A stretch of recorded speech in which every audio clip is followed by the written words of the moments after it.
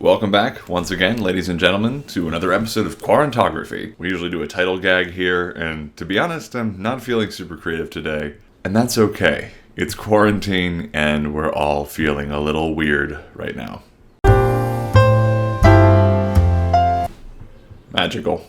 Anyway, I do want to talk about something that does mean a great deal to me, especially as a self-taught photographer. I didn't have teachers and crits. I didn't have other students to kind of compare my work to. And I had to find these things out myself through long periods of introspection and comparisons to other people's work and a lot of keeping of inspiration images. In 2014, Wired dropped an article that I loved. The editor-in-chief at the time, Scott DeZon, wrote an article called Design Wrong, which really made an impact on me. He opened by talking about Edgar Degas and a painting he did of horses at a racetrack where one of the horses just had a giant pole in front of his face, and how it became a touchstone for the art world eventually. It was originally ridiculed for the sense of verisimilitude that it lent to the image. And he brought up this idea that there should be one thing wrong, perhaps, in an otherwise well-designed piece of work. He brought this little tab, this orange tab, onto an otherwise monochromatic cover. He mixed design elements. And he has all these really great examples. I strongly recommend you read the article. Basically, the idea is really great art, the stuff that really grabs you, is not perfect. And in fact, sometimes it is purposely incorrect. I've adopted it into my work as a phrase I like to think of as finding your wrong. There were a lot of times in my early photography days where I was afraid to do the technically incorrect thing. And I think it took a long time for me to find my voice because of it. But thankfully, because I kept a running tab of the photographers that I like and actually checked in frequently with their images and would bring them in next to my own and try and figure out what they were doing that I wasn't, that I eventually came to start finding a voice. I can't say I necessarily am 100% there yet. I hope to be learning through the rest of my career, but in order to find your voice, especially in a field as crowded as photography, especially in a field like photography that relies on the interpretation of the world as it actually is, you have to find a way to make it your own. Lighting is one way to do it. Going with subjects that you only have access to is a really great way to do it. Today's tutorial is a post-processing one because I want to show how you can add things to your toolkit from photographers that you admire, how you can find your own wrong. I've picked out a few images from photographers I admire where the effect in the image is largely predicated on them having done something wrong, for the most part in post-processing.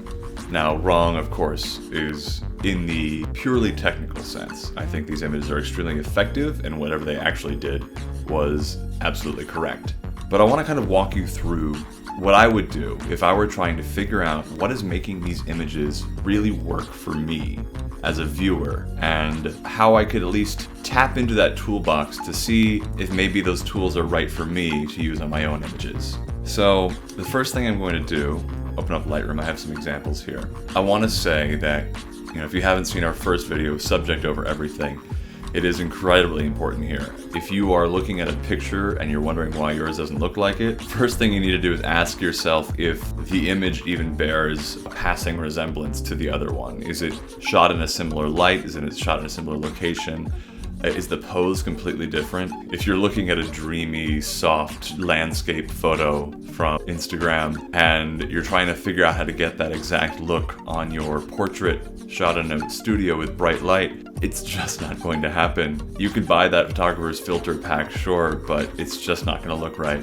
Quick sidebar about filters. A lot of people poo-poo them. I think filters are just another tool in your toolkit, and I think this kind of anti-filter sentiment is partly what can hold you back.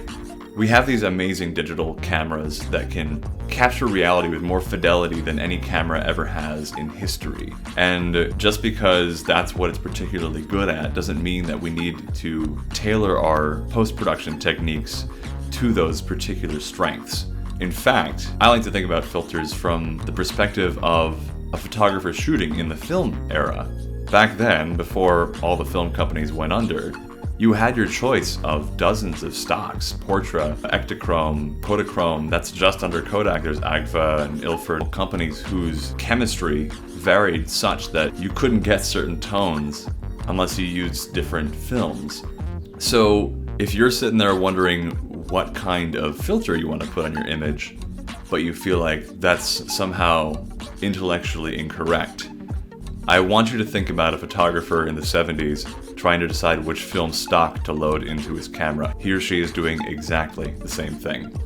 So I want to encourage you to take that camera, that miracle of technology that can take any scene and automatically make it perfect, and find your wrong. Now, this is extremely daunting because if you want to take the film example again, you only have 12 or 13 different ways out of the box to make it wrong. Whereas if you're looking at a digital photo editor, Lightroom or Capture One, you have infinite ways to make it wrong. And to be sure, if you were shooting film, there's plenty of post-processing techniques I am not talking about right now. I am not qualified. But what I find can be helpful is to take that infinity, that impossibly large number of ways you can modify an image, and narrow it down a little bit. And the best way to do that is, I'm afraid to say it, but steal. I want you to be aware of the photographers whose work really inspires you, and even if this is just an exercise for yourself to do on your own and not to, give to a client or something like that, I strongly recommend you do this, even if it's a look you don't think you're going to eventually go for. You may find little grains of useful information there. It's funny how the brain works. You can be working on an image in a very specific direction, and something can click there that it might even be just days later that will start affecting the way you work in a completely different way. Quick sidebar. You're shooting in RAW, right? You have to be shooting in RAW for any of this to be relevant. If you're shooting in JPEG, so much is already just baked in there that your options are extremely limited. So what I've done is I've gone through my inspiration folder. I picked out 3 or 4 images that I think I might have a slightly analogous photo to in my archive, something I can play with on my own to see if I can match the look. All these images have something technically wrong about them, and I'm going to try and figure out what it is about that image that is wrong and how I can add that particular flavor of wrong to my toolbox. First up, this is a portrait from a fantastic photographer named Arturo Olmos. And what I want to talk about in this image, actually, I wouldn't really describe anything as technically wrong in the post-processing. However, if you have been shooting portraiture for a while, you may spot a few things here that are technically wrong. One of the first things you learn as a portrait photographer is that you want to avoid wide-angle lenses. In fact, the longer the lens, the more flattering the look. That's clearly not happening here. I think it's just very effective. There's no way you would get this kind of emotion, this sort of sense of place, this sense of being there with her, if you had shot this on an 85mm lens.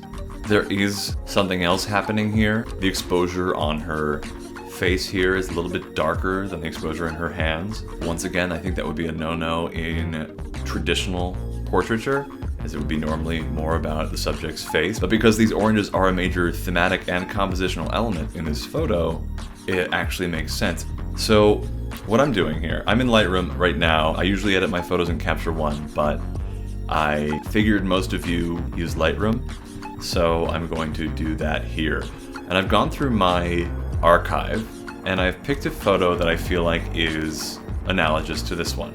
This is an actress named Zoe Winters. I took this. I shot with a nice bright light. I put it on a colorful backdrop.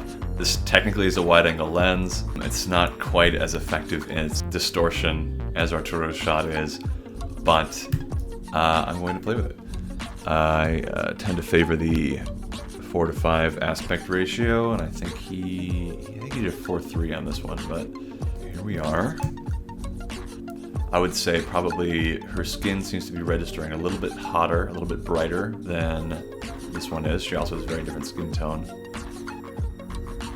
I think around there is probably correct for her skin tone. Now the shadows, his are actually quite low. I might crunch those a little bit. Now the midtones you're losing a little bit in the midtones. But actually, what? Undo that shadow, so I'll go blacks down a little bit. No. Do this in curves. Arturo did a much better job picking a wardrobe to match the background. I'll bring up these blacks a little bit here. But then bring down the shadows. That way we get a nice roll off on the shadows here. That's something I'd actually recommend. To add a certain amount of filmic look to your images, I like to kind of just take the highlights down 10 and the shadows up 10 or so. Just adds a nice kind of roll off to an image. We're getting there already. I like that the red is kind of in the same saturation and lightness area as the yellow here. I've also noticed a certain amber tone to Arturo's image that mine's leaning a little bit more towards red. A lot of that is going to be because of reflections from the background paper. But I'm going to adjust actually the hues. This is where we can get into some wrong. Might be kind of fun to bring the reds down a little bit. I think that's much more interesting. Add some magenta to those reds. And then add some tension by bringing the oranges and the skin tones back. Very nice.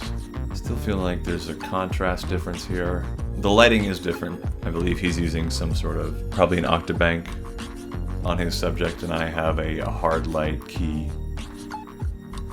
going for the harder shadows. So it's never going to be quite 1-to-1. We bring a little contrast there. Now noting the skin is getting a little yellow for my taste, so I may take the saturation down.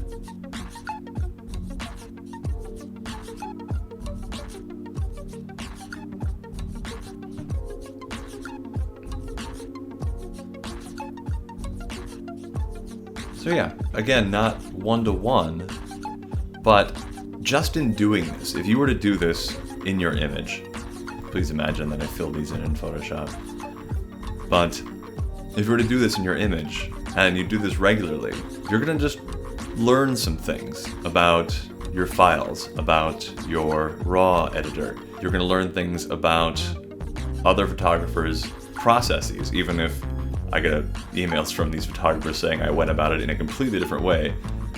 This is how you find your personal process. So yeah, I'm going to use this photo from photographer Joel Arbaje, really talented guy. And I'm going to use this shot I took. Oops. Lock that. The shot I took of Larry Owens, really talented, amazing singer, actor, comedian. Crop it a little bit. And I'm going to make it black and white. So black and white's interesting. One of the first things you want to do in black and white is play around with the mix down here. Back in the old days, you would use a color filter over your lens to block certain colors and let others through to change the look of a black and white image. Now you can do that digitally with a color photo. As you see, what I'm seeing here in this photo is that the skin tones are fairly uniform. As compared to mine, where we're getting these strong highlights and shadows. So I'm going to see if I can do that first in the mix. Already you can see bringing up the oranges.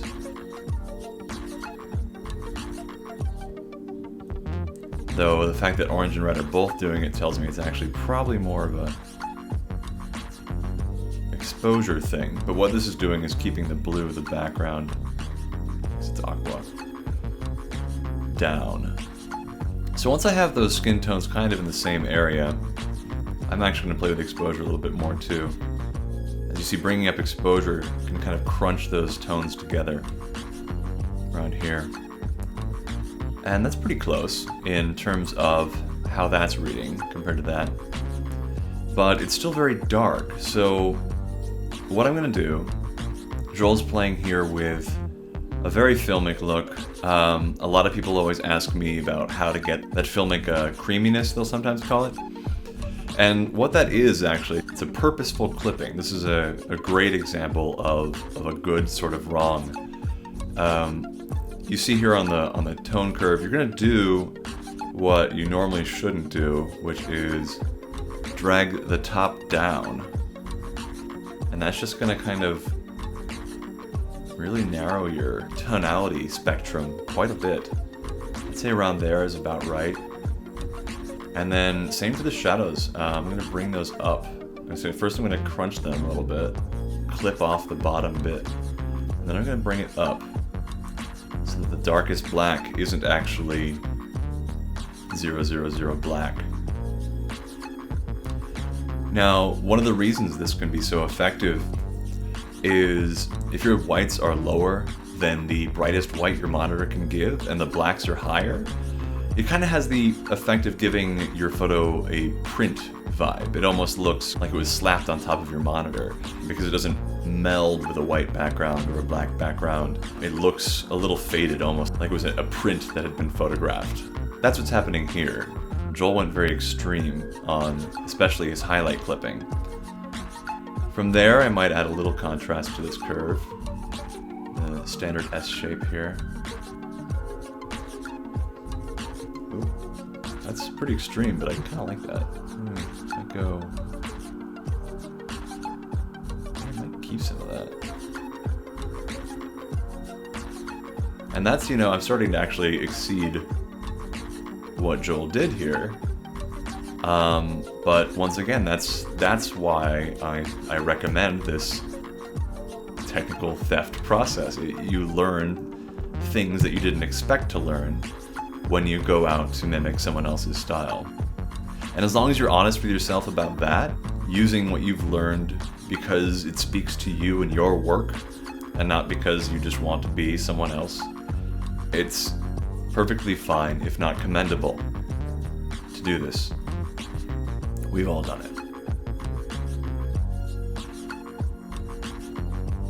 Love that. I'm gonna do something I don't recommend. When you're trying to find your wrong, something that can actually stand in your way is what I call A/B testing. Looking at it compared to the original and saying, do I like this better, do I like that better? Black and white can especially be tricky for that. I would recommend not back and forthing too much, because especially if you're trying to get away from what's correct, I think the more correct version of a photo will generally look better next to one that's slightly off.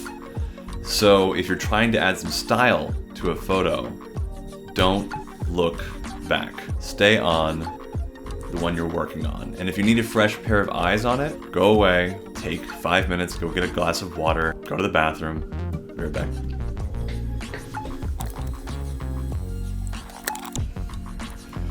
And come back with a fresh pair of eyes and ask yourself, do I like the photo in front of me? Can I improve it from here?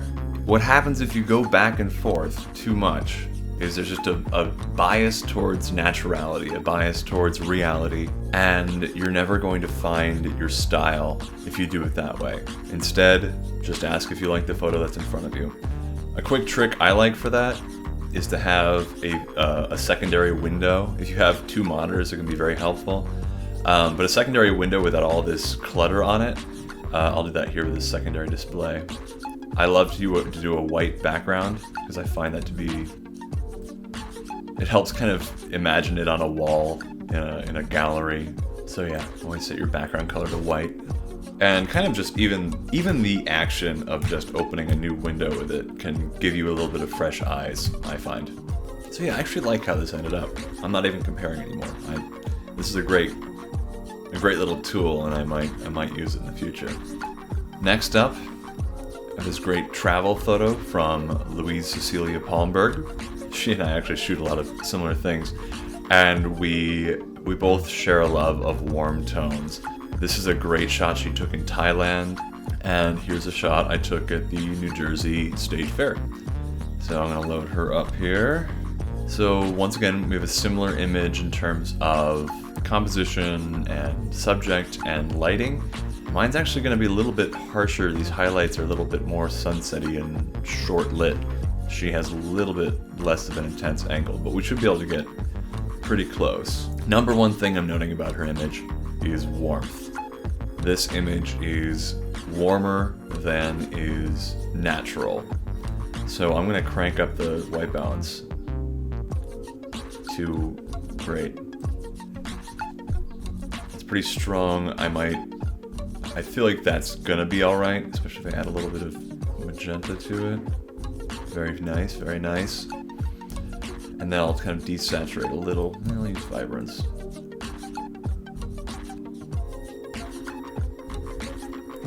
One thing I notice about going super warm in the white balance is it kind of compresses colors. It's not like going to black and white, but it's kind of has a similar effect of just kind of a lot of colors that are together or near each other suddenly become kind of the same color, and that adds just a little bit of dreaminess to the image.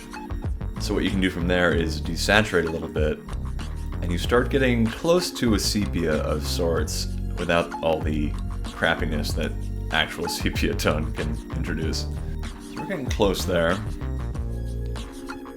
Our colors are actually, popping a little bit more, so I might back off that warmth a little bit. And come up on the exposure because your shadows are not that dark.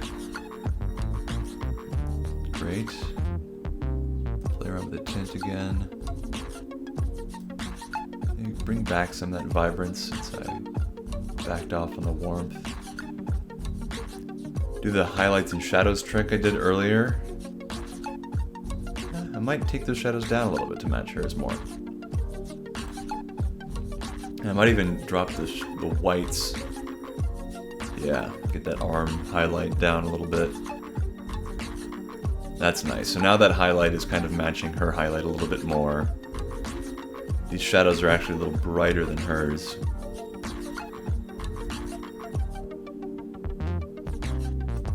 Now I'm feeling a little stronger about this. Play with contrast in each direction. I feel like I might go up a little bit. And then open the shadows from what that did to that.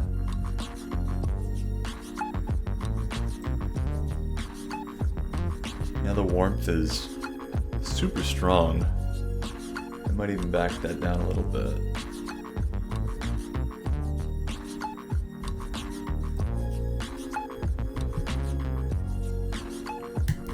A quick crop.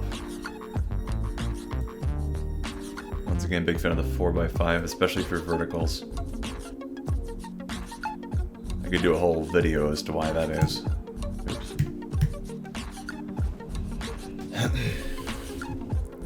And once again, it's not a one-to-one, but I feel like I have a new tool in my kit, and in some ways it's better if it's not one-to-one. It becomes your own. Your flawed attempt at someone else's look becomes your own look. And I just want to show you one more thing about that A/B testing thing we talked about before. A virtual copy here. If we were to go back and forth and say what looks more correct instead of what looks like the other one. I'm just gonna look at this one. And this is a much more correct white balance.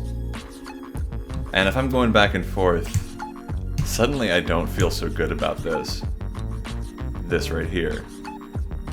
Which is a shame. Because if I only see this image, if I'm only presented with this, that elicits a sense of wonder, a sense of place, a sense of uniqueness in a photo that this does not. This has emotion. But if I'm looking at them back and forth, and I'm asking myself, have I gone too far? Especially if you're asking yourself, have I gone too far? Then this will always win, when it shouldn't. So my recommendation to you is never do this. Delete this. All you gotta do is look at this, give it some space, look at something else for a minute, refresh your eyes and say, hey, that's a cool photo. I like it as it is, because your viewers will not have that A/B test. They'll only have the finished image to look at. And when I speak of these tools, a lot of them are going to be subconscious. You may not be shooting in this particular way, but it may be in the back of your head to now know you can drag down these highlights or. It's all up to you. If you have the latitude in your assignment to get creative, not every assignment is like that. Sometimes you just need to do the work. But if you have the latitude in your assignment to get creative, and I strongly recommend you find your wrong. So that's my introduction to post-processing. Finding your wrong. Brew your own filters. Make images that break some sort of rule to avoid letting them become just bland. I hope you've learned something today. I hope to see you finding your own wrongs. And if you're in the Patreon, I hope you are. I'd love to see your examples in the Discord. I'd love to field your questions in the comments. Thank you so much for watching all this time. Stay safe, stay sane, stay inside, keep shooting. Thank you so much.